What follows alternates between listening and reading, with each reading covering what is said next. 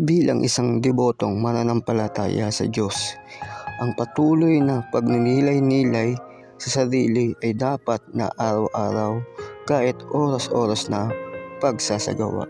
Nasa aklat ba ng buhay ang pangalan ko? Paano ako magsasalita? Ano ang aking mga iniisip?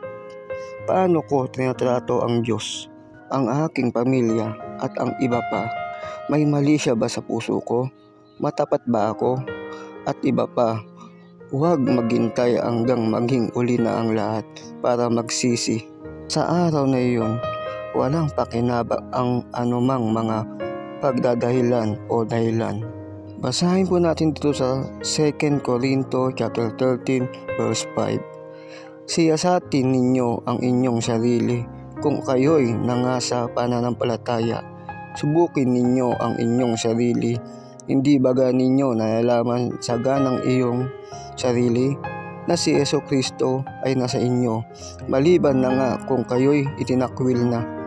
Dito naman sa Pahayag chapter 21 verse 27, at hindi papasok doon sa anumang paraan ang anumang bagay na karumal-dumal o siyang gumagawa na kasuklam-suklam at ng kasinungalingan, kundi yaon lamang na mga nakasulat sa aklat ng buhay ng Kordero.